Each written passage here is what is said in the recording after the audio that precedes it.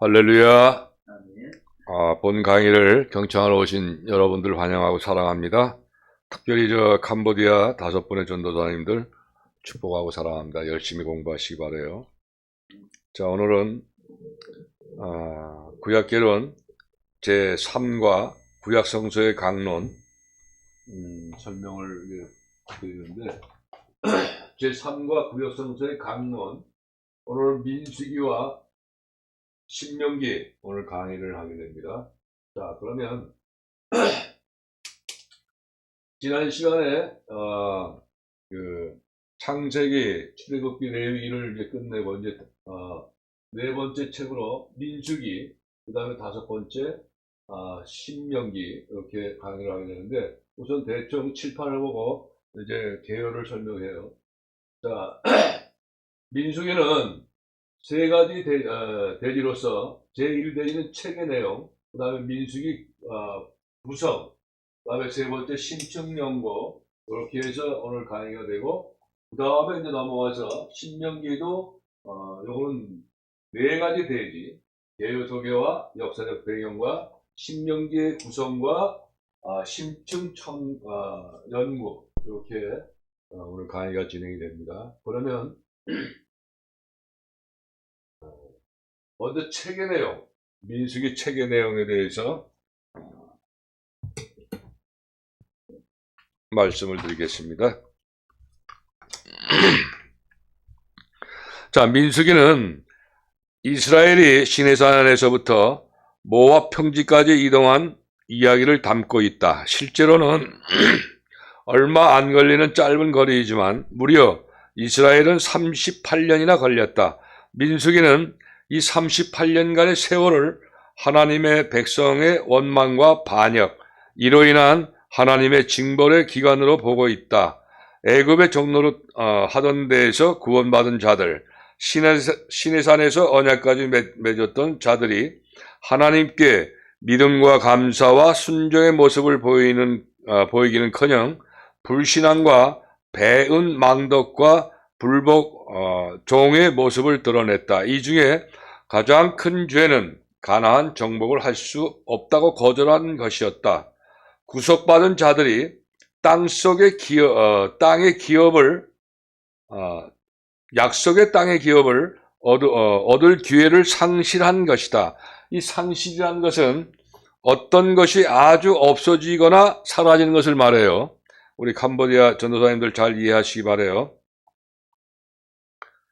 이로 인해 이들은 광야에서 살다가 죽을 수밖에 없는 저주를 받게 되었다. 오직 이들의 자녀만이 약속의 땅에 들어갈 수 있게 되었다. 이스라엘의 광야 40년 이야기를 기술하는 민수기에는 신학적으로 중요한 것들이 많이 있다.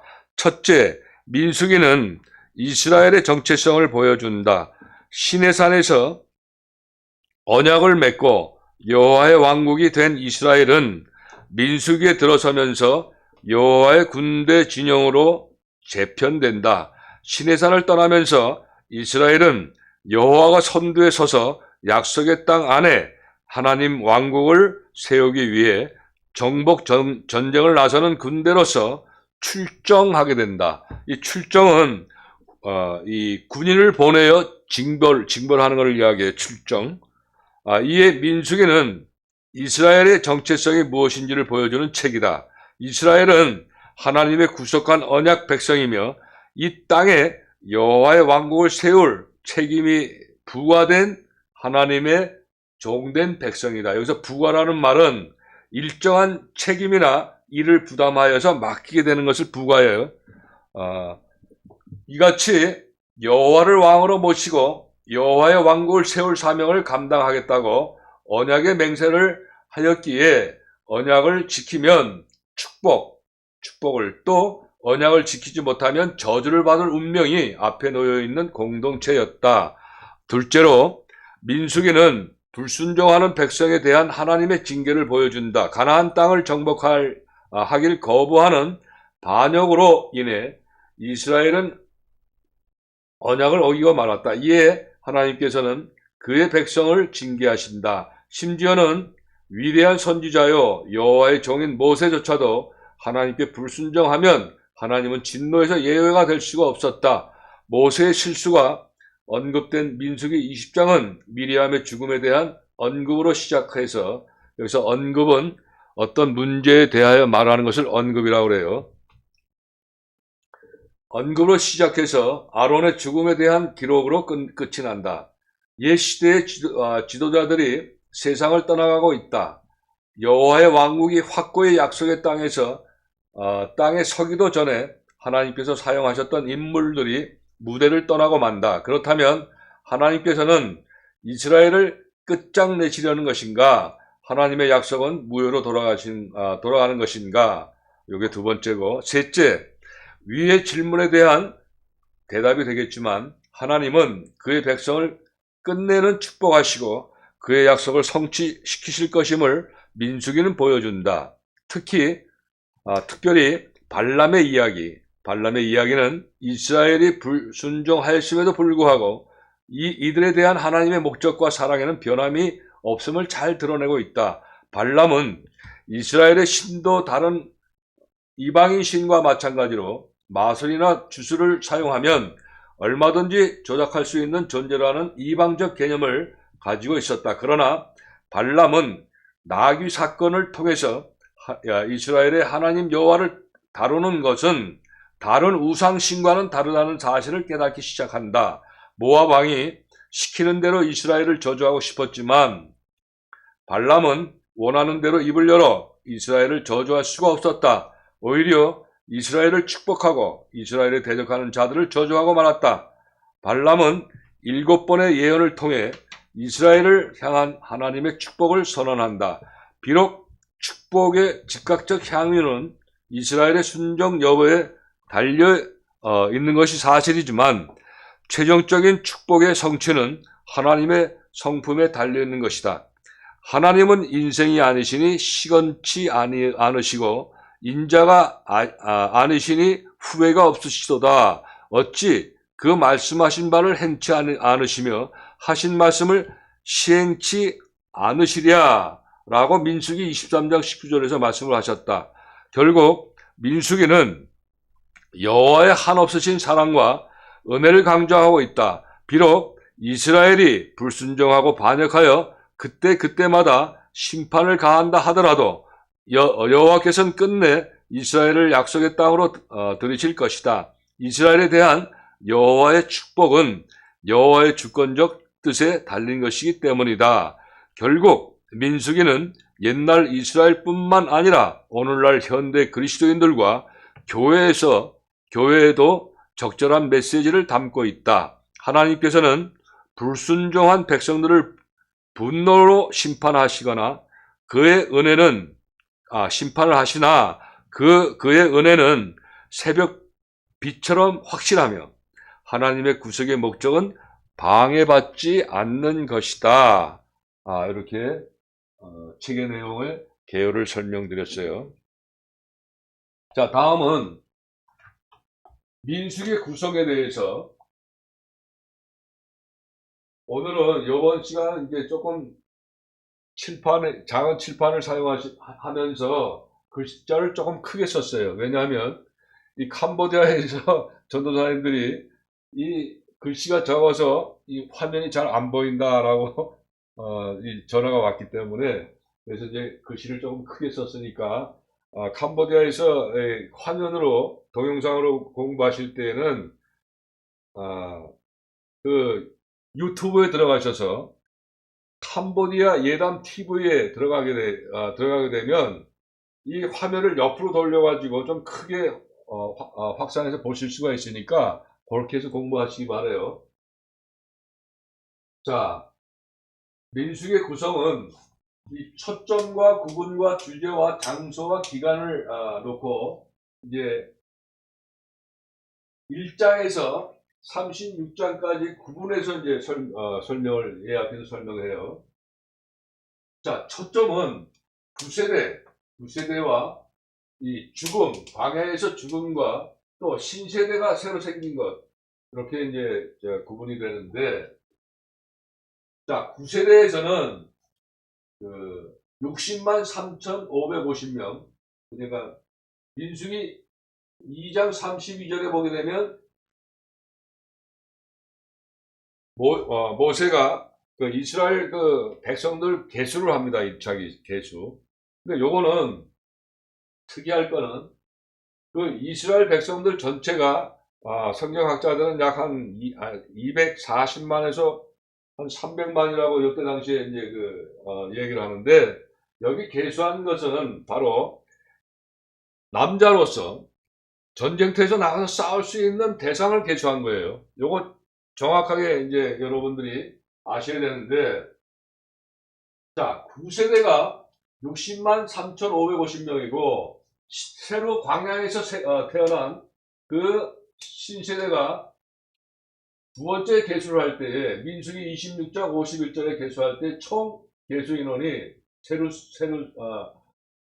광야에서 40년 동안 이 6,355명은 다 죽었고, 자, 신세대가 60만 1,730명이 새로 신세대가 되는 건데, 자, 여기서 아주 중요한 의미가 있어요. 자, 아까도 말씀드렸지만, 요 계수한 인원은 전쟁터에서 나가서 싸우는 사람을 계수로 한 거예요. 자, 그럼 왜 그런가?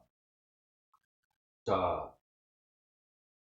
이때 당시에 이스라엘 백성들의 평균 수명은 120세였어요. 120살. 그런데 이스라엘 백성들이 애굽에서 탈출해서 이제 광야에 들어가기 시작할 때는 어려서부터 그 120살까지 다 있었다는 얘기가 돼요.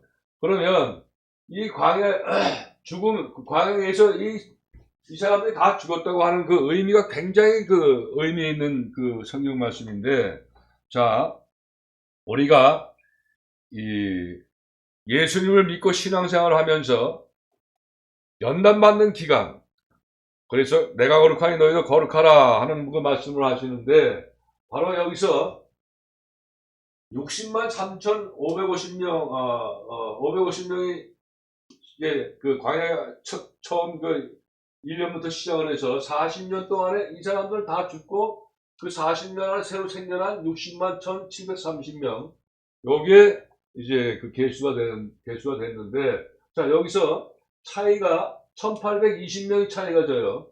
자, 요것도 굉장히 의미가 있어요. 자,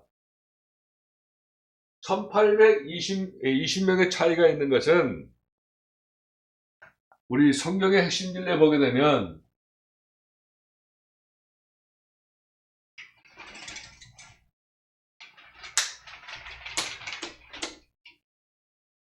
자,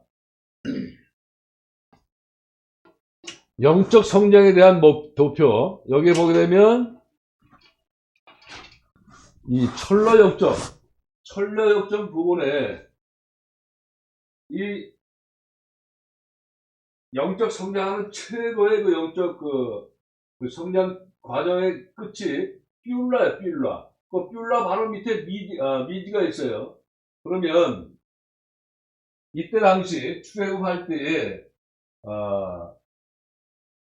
출애굽하면서 이스라엘 백성들이 가지고 있는 죄성과 정욕과 이런 것들이 다 이 광야 연단 40년 기간을 통해서 죽는다는 거예요. 죄성과 정욕이. 자, 그러면 이 60만이라고 하는 것은 우리 죄성과 옛사람, 겉사람, 자아, 죽어야 할 그런, 연단받아야 할 그런, 가지수를 계량을 했을 때에, 자, 1820명이 차이가 진다고 그랬어요. 그럼 1820명은 바로 어떤 그 영적 상계에 있어가지고 우리가 성장할 때에 이 뷸라가 바로 밑에 미지세계가 있어요. 미지세계. 자, 그러면 미지세계가 있다고 하는 것은 우리 성경에 보면 의인은 없나니 하나도 없다라고 말씀이 나와요. 그러면 그 의인은 예수 그리스도 외에는 없다 이거예요. 그러면 1820개가 남아있다고 하는 것은 바로 이 미지의 세계를 연관시켜서 하는 것이라고 이제 판단이 되는데, 그래서 이 사람은 이 육신을 가지고 태어난 아담 위에 모든 사람은 의인이 하나도 없다는 거예요. 자, 이 미제 과정이나 뷸라 과정이, 미제 과정이 없는 것은 예술서밖에 없는 것이죠. 그러니까 그런 의미도 우리가 생각할 수가 있어요. 그러면 60만 3천 개의 그 가지수의 그 죄성과 정력과 이런 것도 모든 게 있는데, 이게 다 연단이 돼야 돼요. 연단돼서 거룩해져야 되는데, 자, 정력이 죄냐? 정력이 죄냐는 이런 그 얘기를 하는 사람이 많아요. 본성이 아니냐? 그러면 예를 들어서, 그 식욕 있죠, 식욕. 먹는 거는 본성에 의해서 우리가 먹어야 사니까. 그러나 적당히 먹어야 되는데, 과욕을 하잖아요, 과욕. 과식을 하고. 이런 게 죄라는 거예요. 이런 걸 연단시켜야 되는 거예요. 자, 그러면, 죄가 왜 죄냐? 정력이 왜 죄냐? 우리 로마서 7장 5절에 보게 되면, 한번, 그, 화면에 내주시겠나요?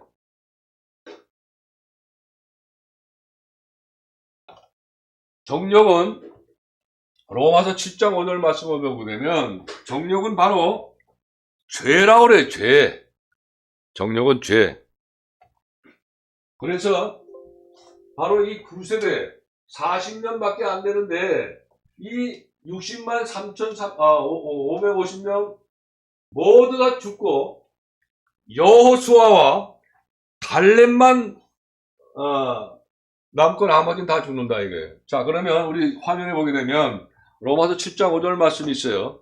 자, 한번 합독하도록 해요. 시작. 우리가 육신에 있을 때에는 율법으로 말미암는 죄의 정력이 우리 지체 중에 역사하여 우리로 사망을 위하여 열매를 맺게 하였더니, 자, 정력이 죄라고 그래요. 사망의 열매를 맺는 거라고 그래요. 그러면 우리가 성령의 열매를 맺고 천국 백성이 되려면 정력이 없어야 연단받아야 된다는 얘기예요.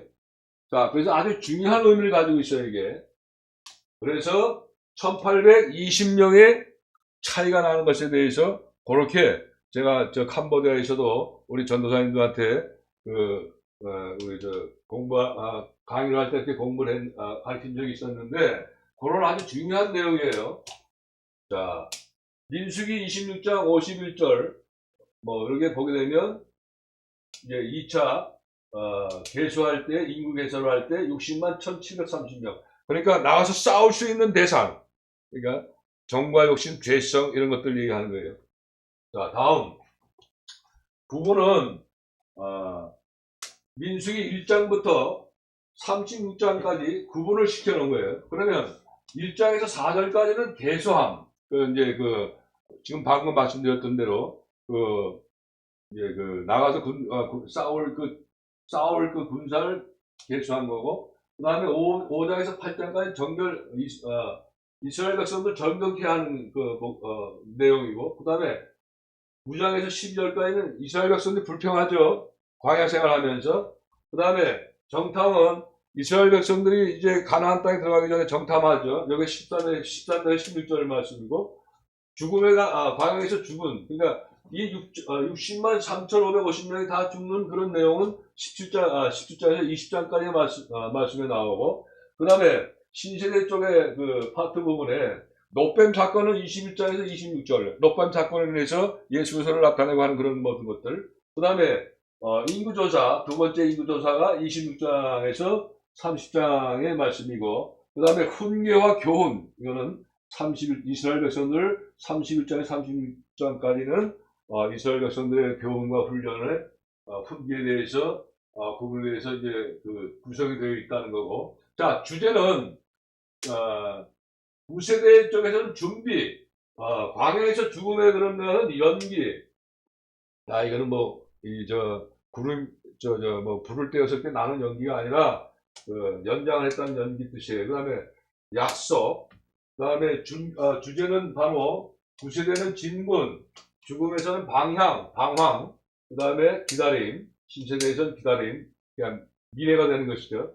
자, 그 다음에 장소는 이 9세대 내용은 시내산에서 가데스까지, 그 다음에 죽음의 내용은 광야 호르산을 해서 장소가 구성이 되어 있고, 그 다음에 이 신세대 쪽은 가데스에서 모압, 느보산에서 구성이 되어 있죠. 기간은 9세대 기간, 9세대 초점의 기간 약 2개월. 광야에서 죽음은 38년. 연단받는 그 과정에서 죽으면서 많은 이 60만 3,550명이 죽는 거, 재정력, 겉사람, 이런 거 죽는 것이 38년. 그 다음에, 신세대 내용이 수개월, 이렇게 기간이 걸렸다 하는 얘기입니다. 여기 이제 개략적으로 이제 설명을 드렸던 거고, 구성에 대해서.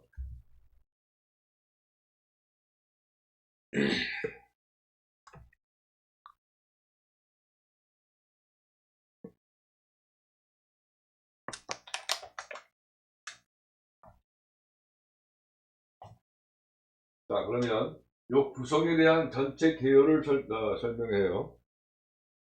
자, 민수기는 광야의 방황의 책, 또는 행군 점호의 책, 또는 연단의 책, 또는 훈련 교과서의 책, 또한 인구조사의 책, 소망의 책 등으로 불리우며 본래 명칭은 광야에서라는 뜻이에요. 민수기가.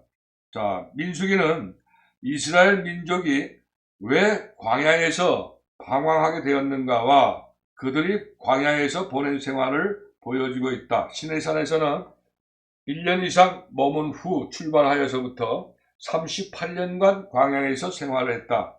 민수기는 크게 세 부분, 즉 봉사와 봉사의 행함에 있어서의 규칙, 그리고 이스라엘의 불신앙으로 인한 실패로 나누어 이해할 수 있다. 마지막 부분에서 이스라엘이 하나님의 은혜로 다시 승리하게 된다는 사실이 나타나 있다. 자, 다음은 세 번째, 민수기 세 번째 마지막 대지로서 신축연구는 요게 네 가지 소지로 되어 있어요. 첫 소지는 시내산에서 출발 1장에서 12장까지. 그 다음에 두 번째 소지는 광야의 슬픈 실패 13장에서 20장까지. 그 다음에 세 번째 소지는 광야의 승리, 광야에서의 승리 21장에서 36장까지. 그 다음에 백성의 광야 여정, 이렇게 신축연구로 이제 구분에 대해서 설명을 해요. 자, 먼저 1소지 시내산에서 출발.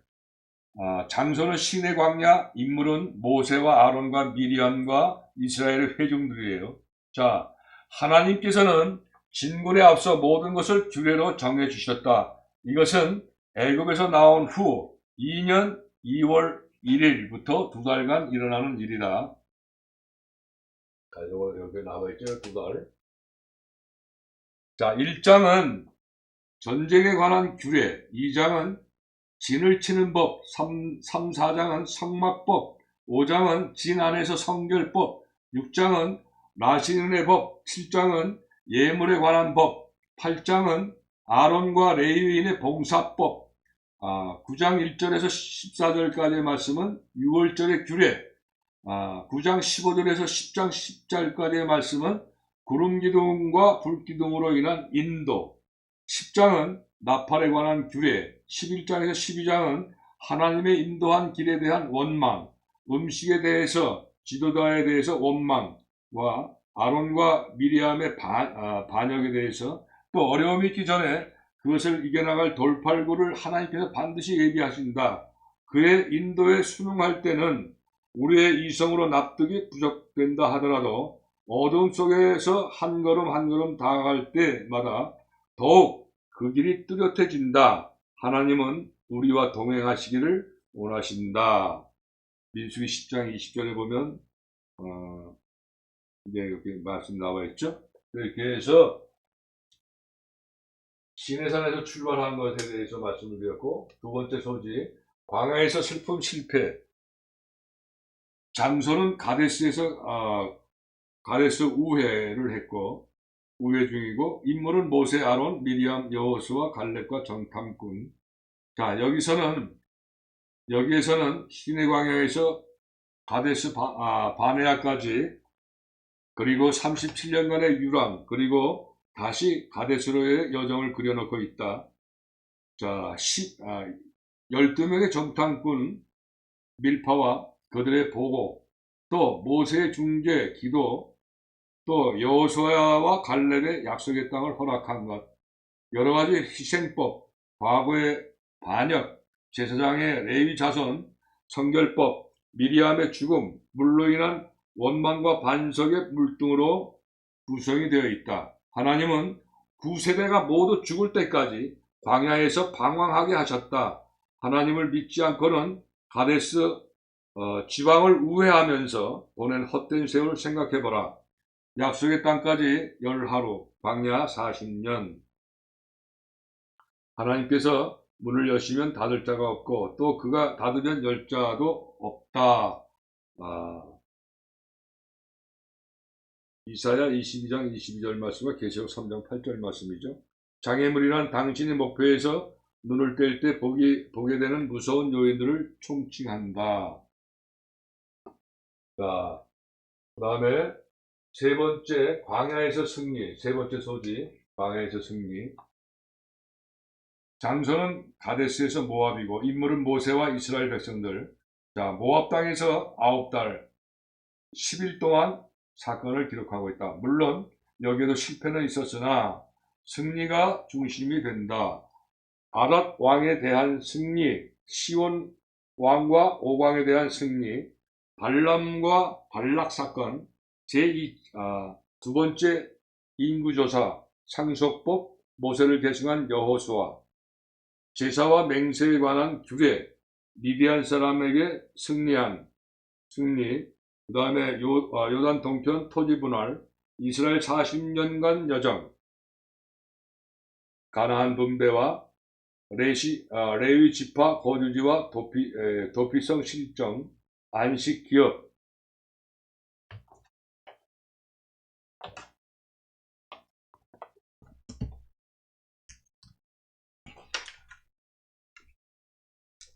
이렇게 해서 세 번째 광야의 승리에 대한 소지에 대해서 설명을 했고, 이제 마지막 네 번째 소지로 백성의 광야 여정에 대해서 간단하게 설명을 해요.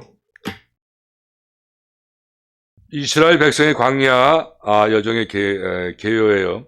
자, 제1월 15일 출애굽하고 홍로를 건너고 마라의 단물 나오고 옐림 신광야 백성의 원망. 제2월 15일 메추라기와 만나 르비딤에서 바위의 생수, 또 아말렉과의 전쟁, 모세의 장인은 이드로의 내방. 그 다음에 제3월은 모임 시내산에서 십계명 언약과 40일간의 지체, 율법 금송아지 사건, 40일간 두 번째 지체가 되고, 제2년 2월 1일 성막 건설과 인구조사. 자, 제2년 2월 20일, 그러니까 이건, 이제 출애굽하면서부터 이제 기간을 얘기하는 거예요. 자, 2년, 그러니까 애굽에서 탈출하기 이제 2년 2월 20일이라는 뜻이에요.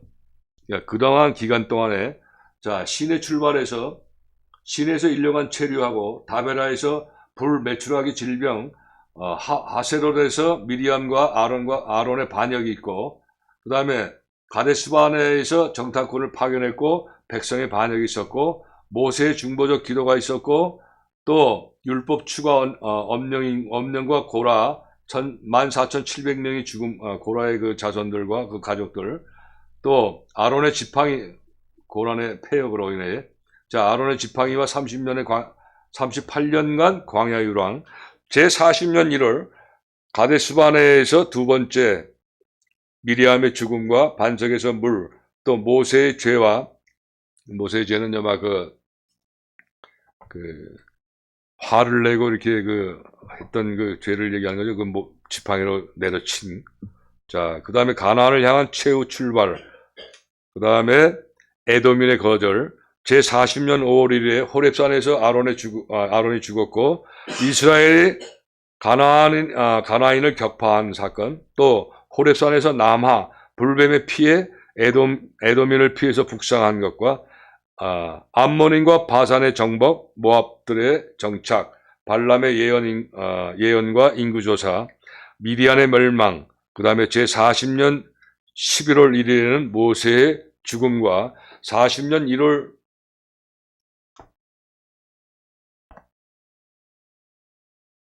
10일 요단강을 건넜고 6월절을 지켰고 40년 1월 14일 만나 내리는 일이 중단된 게 중단이 되었어요. 그래서 이스라엘 백성들의 광야 여정 40년간의 여정에 대해서 심층 연구가 끝났어요.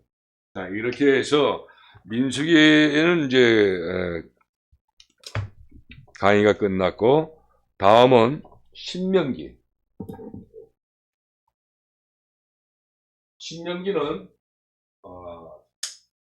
개요 소개와 역사적 배경과 신명기의 구성과 심층 연구 4대지로 되어 있어요. 자, 그러면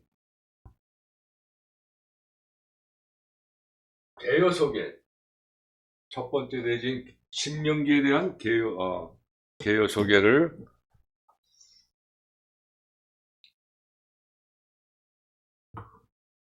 지금부터 소개를 합니다.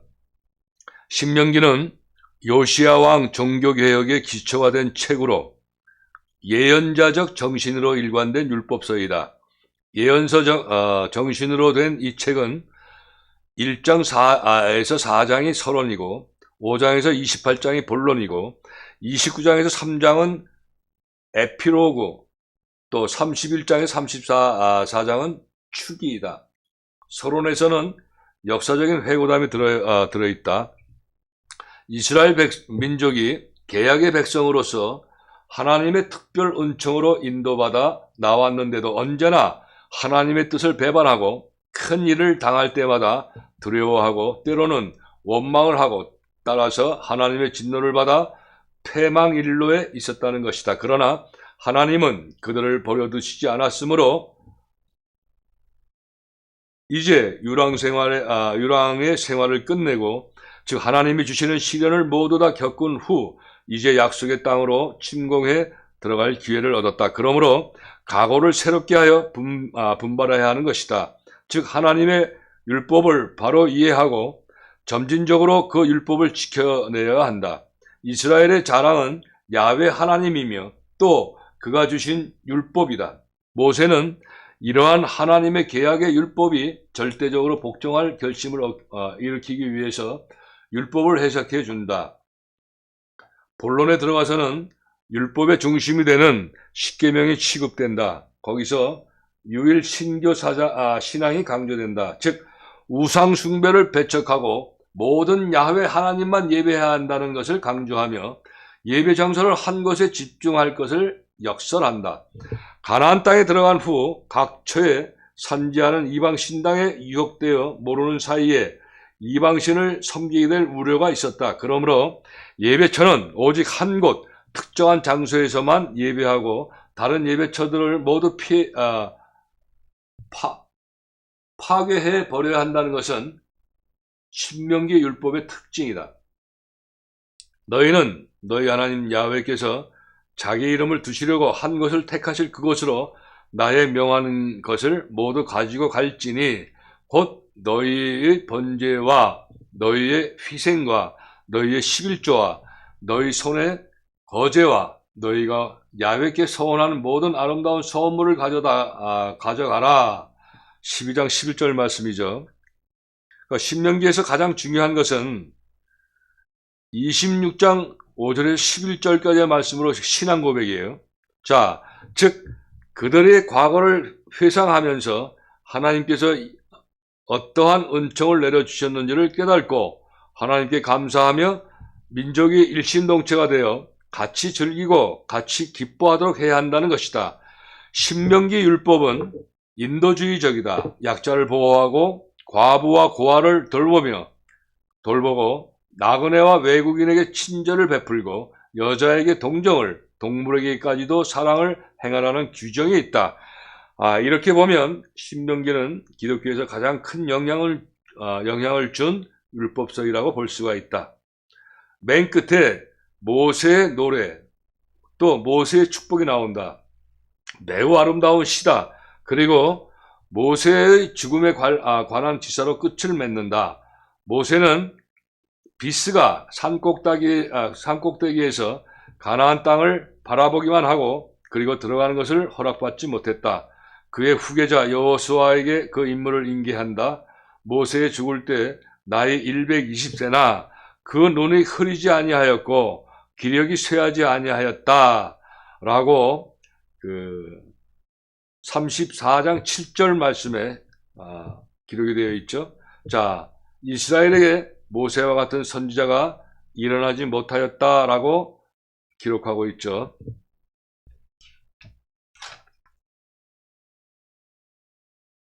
자, 여러분들도 이 모세와 같은 사역자가 되시길 바라요.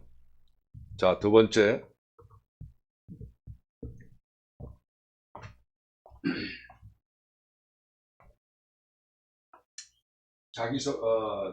개요 소개는 끝났고, 두 번째, 역사적 배경.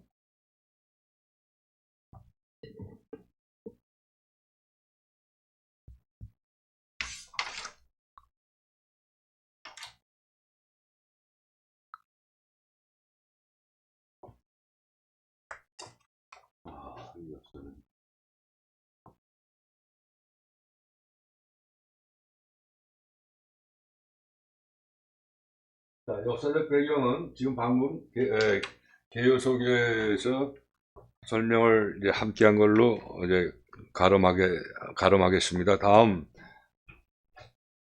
세 번째로 신명기 구성에 대해서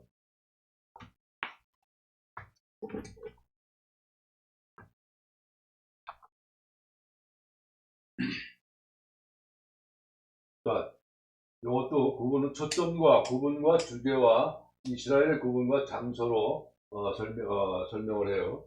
자, 과거와 현재와 미래로 구분은 과거 실패와 미래의 약속을 1장에서 4절까지로 구분해서 말씀이 기록이 되어 있고 옛 율법의 새 생활은 5장에서 7장까지, 순종의 중요성은 8장에서 11장까지, 의식법은 12장에서 16장까지, 민법은 17장에서 20장까지, 사회법은 21장에서 26장까지, 그 다음에 미래에서는 언약의 비준 27장에서 30장까지, 그 다음에 모세의 고별과 죽음 준비는 31장에서 34절까지로 구분을 시켜놔서 구성이 되어 있어요, 민수기가. 자, 주제는 과거는 제1연설 뒤를 돌아보라는 주제로 모세가 설교를 했죠. 자, 두 번째 그건 역사를 설교했고, 다음 두 번째는 위를 쳐다보라 라고 해서 하나님처럼 선별해야 된다는 내용으로 해서 주제가 되어 있고, 그 다음에 모세의 세 번째 연설은 앞을 내다보라 라고 설교를 했고, 주제는 유산이 그냥 희망을 주는 것이죠. 자, 다음 이스라엘의 구분은 이스라엘의 역사와 그 다음에 이스라엘의 성결과 이스라엘의 지도자에 대해서 구분을 해놓았고, 이 구성의 모든 장소는 모압입니다. 모압. 이렇게 신명기의 구성이 되어 있다 라는 것을 설명을 합니다. 그래서 신명기는 레위기와 마찬가지로 방대한 양의 율법과 규례를 포함하고 있다. 그러나 신명기는 제사장과 제사보다 일반 백성이 강조되어 있다. 모세는 앞서 죽어간 조상들의 슬픈 전례를 반복하지 않도록 새 세대의 순종의 중요성을 환기시킨다. 과거, 현재, 미래로 옮겨가면서 모세는 우리 열조에게 맹세하신 땅으로 들어가게 하시려고 우리를 인도하여 내신 이스라엘 하나님의 신실하심을 힘주어 역설하고 있다. 이렇게 해서 신명기에 구성이 되어 있음을 설명했어요. 자, 이제 오늘 강의 마지막으로 신명기 네 번째 대지인 신축 연구를 네 가지 소지로서 설명을 드리며 오늘 강의가 마치게 돼요.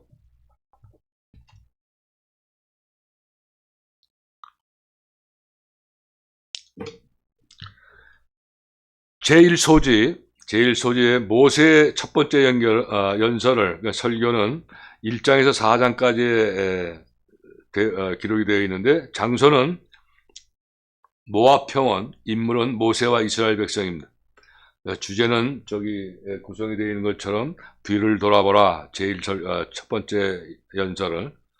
자, 40년 동안의 긴 세월과 한없는 수고와 고생 끝에 도착한 가나안의 맞은편 모압 평원에서 모세는 지난 날을 회상하면서 새로운 세대에게 기고한 민족의 역사와 하나님의 인내심으로 보살펴 주신 데에 대한 연설을 하고 있다.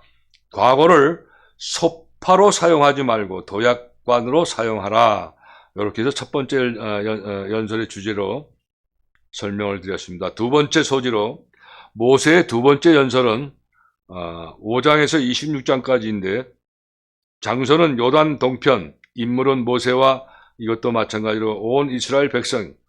주제는 두 번째 설교 주제는 위를 쳐다보라. 내게 주셔서 얻게 하신 땅에서 너희가 평생에 지켜 행할 규례와 법도는 이러하니라. 신명기 12장 1절이죠. 또 모세는 우리가 앞으로 할 모든 일의 성공의 여부는 하나님께 대한 꾸준하고도 지혜로운 순종에 달려 있다는 것을 가르쳤다. 율법이 백성들의 생활의 좌표가 되도록 간략하고도 명료하게 제시하였다. 과거에서 배우는 자는 2배를 산다. 라고 주제로 두 번째 설교를 소지로서 설명을 했고, 자, 이제 세 번째 소지로서 모세의 세 번째 연설 27장에서 31장까지로, 장소는 요단 동편, 그 다음에 인물은 모세, 여호수아, 제사장들, 레위인들, 백성들, 그리고 주제는 선교의 주제는 앞을 내다보라. 미래를 바라는 얘기죠. 자, 순종하면 축복, 불순종하여는 고통이라고 말하고 있다. 이거는 28장 15절 이하에 말씀하고 있죠. 특히 28장은 현재 이스라엘의 모습을 보여주고 있다. 흩트리라, 평안이 없다, 슬퍼한다. 그리고 모세는 광야를 지나오면서 여호수아를 후계자로 훈련을 시켰으며, 이제 80세가 된 여호수아에게 민족을 인도할 지휘권을 위임하였다. 31장 7절에서 8절 말씀이죠. 다음 20세가 된 모세는 백성들과 여호수아에게 주 여호와가 너희와 함께 계시니 겁내지 말고 담대하라고 하면서 그 임무를 넘겼다. 자, 마지막 소지 4소지에는 모세의 노래, 고별사와 죽음 32장에서 34장까지의 말씀으로 이제 끝나는데,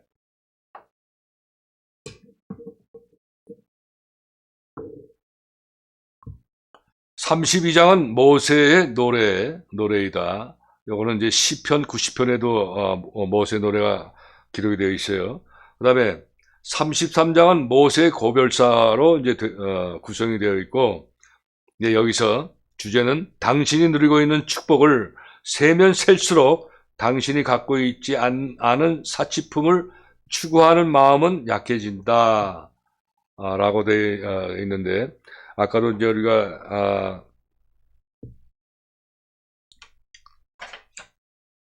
신명기 1번과 2번 대지에서 모세가 죽을 때에